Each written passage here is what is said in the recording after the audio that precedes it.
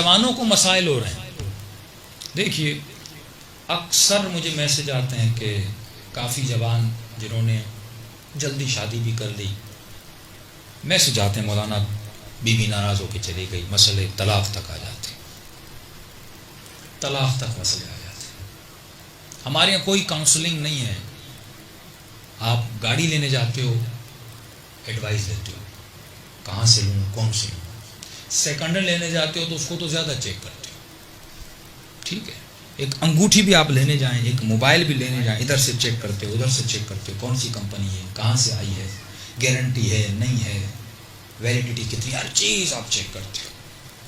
لیکن ایک اہم ترین زندگی کا فیصلہ جس سے نسلیں بنے، جس سے کربلا بنے، جس سے امام کا سپاہی بنے، جس سے ظہور امام میں مدد ملے، وہ ہے اولاد کو پیدا کرنا، وہ ہے شادی کرنا. یہ جوان شادی جب کرنے جاتا ہے، بتائیے زندگی میں کبھی بھی آپ شادی کرنے سے پہلے آپ نے کوئی شادی کرنے کا طور و طریقہ، اس کے لیے کوئی ایک بک بھی پڑھی؟ یا جو شادی شدہ بیٹھے ہیں ان سے پوچھ رہا ہوں، 5 گھنٹے بھی سنے کہ مجھے شادی کس سے کرنی ہے، کیسے کرنی ہے، سلیکشن کا معیار کیا ہونا چاہیے؟ کسی کو نہیں پتا. بکری لینے بھی آدمی جاتا ہے تو سوچتا ہے، لیکن جب شادی کرنے جاتا ہے کوئی سوچ نہیں. شادی ہو گئی، شادی کرنے کے بعد اب انڈرسٹینڈنگ بلڈ ہوتی ہے. 20 سال تو گھر کے جھگڑوں میں لگ جاتے ہیں. اس خاتون کی انرجی، اس شوہر کی انرجی ضائع ہو جاتی ہے. 30 سال یہ زندگی میں بدبختی دیکھتا ہے، یہ کیسے بچے کی تربیت کرے گا؟ امی اچھا اس میں یہ بھی ایشو نہیں کہ بیوی بری ہے. مجھے ایسے جوان بھی ملے، شوہر بھی بہت اچھا، بیوی بھی بہت اچھی. اب میں نے کہا پھر آپ کی بنتی کیوں نہیں؟ اب خاتون نے کہا مولانا اس کی شکل مجھے پسند نہیں. اب وہ اس کو کہہ رہا صبر کرو. مولانا 60 سال اس کے ساتھ میں رہ نہیں سکتے. اب ماں باپ نے شادی کروا دی، اچھا اخلاق تو نہیں، مولانا نمازی ہے، اخلاق کا ہے، بڑی خدمت کرتا ہے، بڑا پیار دیتا ہے، شکل پسند نہیں. ایسے ہی مرد ملتے ہیں مولانا بیوی کی شکل پسند نہیں. اب شادی ہو گئی نا، کیا کرے؟ طلاق بھی نہیں دے سکتا. اب 60 سال اسی کشمکش میں. اچھا اس کا ایشو کیا ہوتا ہے؟ چلو عورت تو ہے بیچاری، پوری زندگی گزارنی پڑے گی. اب مرد کی تو شکل پسند نہیں، وہ ہمیشہ پوری زندگی دوسری کے خواب دیکھتا رہتا ہے، دوسری شاید. اب یہ ٹینشن گھر میں اتنی رہتی ہے، کل لائے گا پرسوں لائے گا، خود بھی پریشان ہوتا ہے کروں کہ نہ کروں. زندگی راحت کے لیے کیوں خود کو ٹینشن میں ڈالتے ہو؟ چھٹے امام کے فرامین ہے سلیکشن کے لیے. کہاں شریعت میں لکھا ہے کہ جو چیز پسند نہیں اس کو لے کر آ؟ ہر انسان کی اپنی پسند ہے، تو اپنی پسند لے کر آ. فلاں اپنی پسند، ہو سکتا ہے خاتون تجھے پسند نہیں، وہ کسی اور کو پسند ہو سکتا ہے تیری شکل اس کو پسند نہیں، کسی اور کو پسند ہو. افریقن کو پسند کرتے ہیں کہ نہیں؟ اور آپ کو مال بھی دیا جائے اور وہ افریقن بھی دی جائے، کریں گے؟ ہمارے بہت سارے مولانا افریقہ میں رہتے ہیں، 1-2 نے کی ہے، لیکن اکثر میں نے کہا کرتے کہ ان کا مولانا کون کرے گا؟ پسند کی بات ہے نا. پسند انسان، اللہ نے وجود میں کچھ چیزیں پسند کی رکھی، کچھ نہیں رکھی. اس کے لیے پوری اہل بیت کی روایات ہیں، احادیث ہیں کہ انسان سلیکشن کیسی ہونی چاہیے. اب ماں کو بھی نہیں پتا، باپ کو بھی نہیں پتا. بعض اوقات بچوں کو پریشرائز کیا جاتا ہے، بعض اوقات یہ بچہ والدین کو پریشرائز کرتا ہے. پسند کا مطلب یہ نہیں کہ مجھے وہ پسند بھی عاقلانہ پسند ہو، جاہلانہ پسند نہیں کہ تو صرف شکل کا عاشق بن جائے. شرائط معصوم کی، شکل بھی دیکھ، سیرت بھی دیکھ، کردار بھی دیکھ، ہر چیزیں دیکھنی ہے تمہیں. یہ نہیں کہ انگوٹھی پسند آ جائے اور خوبصورت اس کو لے کر آؤ، اس سے یہ بھی پوچھتے ہو کہ یہ سونا اصلی ہے یا نکلی ہے، یہ کہیں خالی رنگ تو نہیں لگا ہوا، اور گھر لے جاؤ اور تھوڑی دیر بعد دھل جائے اور پتہ چلے تو نکلی چیز لے کر آیا. ہر چیز کو تمہیں پرکھ کے لے کر جانا ہے. اے انسان تو کپڑے بھی 4 بار سوچ کے لیتا ہے، تو یہ تو زندگی کا مسئلہ ہے. اب جب انسان اہل بیت کی سوچ کے مطابق، یہ خاتون یہ مرد جب شادی کرتے ہیں، اب ان کی شادی ایسے ہوتی ہے جیسے سیدہ کی اور مولا علی کی. اب اس گھر میں جھگڑا نہیں ہوتا، اس میں سکون ہوتا ہے. اس گھر میں جب پوری پلاننگ ہے، بچوں کی پلاننگ ہے، شادی کی پلاننگ ہے، لیکن ہمیں پتہ نہیں. اب توقعات بڑھ گئی. اس معاشرے نے، اس لگژری معاشرے نے توقعات کو بڑھا دیا. کیسے بڑھا دیا؟ جیسے میں نے کہا بڑا گھر ہر ڈرامے میں بڑی گاڑی ہر ڈرامے میں، اعلیٰ ترین کوالٹی کی سلیکشن پہ آپ بلا دیا. یعنی اب نوجوان اعلیٰ سے اعلیٰ سوچ رہا ہے کہ مجھے بڑے سے بڑا گھر چاہیے تب جا کے میں سیٹسفائی ہوں گا، مجھے بڑی سی بڑی گاڑی چاہیے تب جا کے سیٹسفائی ہوں گا. آپ اپنے آباء و اجداد سے پوچھیے جب وہ شادیاں کرتے تھے ان کے جھگڑے کیوں نہیں ہوتے تھے؟ کبھی سوچا؟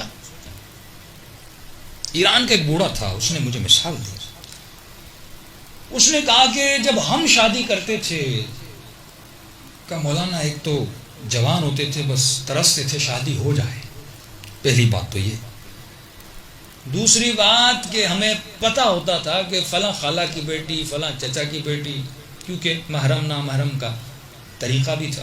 کبھی کبھی کسی شادی میں خالہ کی بیٹی کو دیکھ لیا، چچا کی بیٹی کو دیکھ لیا، اور نارمل حالت میں دیکھتے تھے. پہلے زمانے میں نہ اتنا میک اپ تھا نہ اتنا فیشن تھا. ٹھیک ہے. اور ایران میں رسم ہے کہ کنواری لڑکی جو ہے وہ اپنے ابرو جو ہے وہ سیٹ نہیں کرتی. تو خواتین کاٹتی ہیں بالوں کو. ایران میں قدیم زمانے میں رسم تھی وہ اپنے بالوں کو بھی، کیونکہ کہا جاتا تھا یہ کنواری ہے. کنواری ہے مطلب اسے وہ سنگھار نہیں کرنا جو سنگھار شوہر کے لیے کیا جاتا ہے. اب زمانہ کیا ہوا؟ اچھا وہ کہہ رہا تھا مولانا اب سمپل حالت میں دیکھتے تھے لڑکی کو، دیکھا رشتہ داری میں سب کچھ. اب شادی ہوتی تھی. شادی کے بعد اس لڑکی کا سنگھار کیا جاتا تھا، اس کو تیار کیا جاتا تھا. اب ظاہر بالوں کی سیٹنگ ہوتی تھی، جو میک اپس ہوتے تھے اس زمانے کے، جو میک اپس تھے، جو بناوٹ تھی، بہترین کپڑے پہنائے جاتے تھے. اب کہتا ہے اس کو ہم نے نارمل حالت میں دیکھا تھا، زندگی میں 4 بار 5 بار یا 10 بار گھر میں نارمل حالت میں جیسے نارمل شکل ہوتی ہے. اب شادی کی پہلی رات جب گھونگھٹ اٹھاتے تھے تو اتنا میک اپ، اتنی بہترین شکل تیار ہو کے اس کو بٹھاتے تھے. اب مولانا جب دیکھتے تھے کہ یہ وہی لڑکی جو اتنی خوبصورت ہو گئی، اور حجاب اتنا تھا کیونکہ محلے میں تو لڑکیوں کو دیکھتے نہیں تھے، گلی میں کوچے میں گیدرنگ تھی نہیں، جاب ساتھ کرتے نہیں تھے، تو اس کے لیے ایک موجود ایسا تھا جو پسندیدہ موجود تھا. اب جب شادی ہوتی تھی پہلی مرتبہ بیوی کو دیکھتے تھے، کہتے تھے کہ اتنی محبت اس خاتون کی دل میں آ جاتی تھی کہ زندگی بھر اگر شوہر مر جاتا تھا اگلے دن بیوی بھی مر جاتی تھی. یہ آپ کو سننے میں آتا تھا، اتنی محبت ہوتی تھی. اب وہ میک اپ جو قدیمی زمانے میں عورت کو کیا جاتا تھا شادی کی رات، آج وہ روز کر کے روڈ پہ گھوم رہی ہے. وہ میک اپ جو شادی کی رات کا میک اپ تھا، وہ دولہا جو خود کو شادی کی رات سجاتا تھا، آج وہ خاتون ہر روز وہ میک اپ کر کے روڈ پہ نکلتی ہے. تو گویا اس کو ہر روز یہ دلہن کی حالت میں دیکھتا ہے. اب شادی کی رات بھی وہی میک اپ کر کے آئے گی تو اٹریکشن کیا رہے گی؟ سائیکولوجیکلی اس میں کوئی نئی چیز نہیں ہے. تو انہوں نے ہر چیز کو کھول کے رکھ دیا. تو انسان مثال کے طور پہ آپ 40 دن سیب بھی کھائیں گے، کہیں گے مجھے چینج کرنا ہے. ہر انسان نئی چیز کو پسند کرتا ہے، وہ چاہتا ہے چیزیں اپڈیٹ ہو. انہوں نے اتنی ویرائٹیز کریٹ کی. یہ خوبصورت سے خوبصورت ایکٹریسز کو ڈراموں میں دیکھتا ہے، فلموں میں دیکھتا ہے، اس کی توقع بڑھ جاتی ہے. اب اس جوان کے ذہن میں وہی ایکٹریس بیٹھی ہے، اس جوان کے ذہن میں وہی خوبصورتی بیٹھی ہے جو خوبصورتی معیار اس کے لیے بنایا گیا کہ خواتین، اب یہ خواتین کی طرف بھی آتا وہی معیار بنائے. اب جب یہ سلیکشن کے لیے جاتا ہے، اس کی ماں اس کی بہن اس کو 10 فوٹو دکھاتی، کہتا نہیں مجھے وہ چاہیے. اب ویسی اللہ نے ہزاروں تو نہیں بنائے، کم ہے. اب یہ شادی نہیں کرتا، یہ کہاں جاتا ہے؟ فساد کی طرف جاتا ہے، یہ نامشروط تعلقات کی طرف جاتا ہے کہ میں شادی کر نہیں سک رہا، خود کو سیٹسفائی تو کروں. یہ جوان اپنی زندگی کو تباہ و برباد کر دیتا ہے. دوسری طرف خواتین ہیں، خواتین کو ٹی وی میں ایسا میک اپ کر کے دکھایا جاتا ہے، یہ خاتون کہتی ہے مجھے ایسا بننا ہے، یہ احساس کمتری میں چلی جاتی ہے. یہ کہتی ہے میں خوبصورت نہیں، پھر یہ جاتی ہے کبھی ناک کٹوا کے آتی ہیں، مجھے اپنا ناک فلاں ایکٹر جیسا بنانا ہے، کبھی ہونٹوں میں سوئیاں لگا کے آتی ہیں. مختلف فیشن کے طریقے، یہ اپنی شکل اس جیسی بنانا چاہتی ہے. یہ بڑی اس پہ ریسرچ ہے کہ وہ سوچ دے رہے ہیں آپ کو، یعنی جو شکل خدا نے اس خاتون کو دی ہے، یہ اس شکل سے نفرت کرنے لگتی ہے کہ مجھے ویسی شکل بنانی ہے. یہ وہ سسٹم یزیدی ہے، یہ وہ یزید کی آئیڈیالوجی ہے.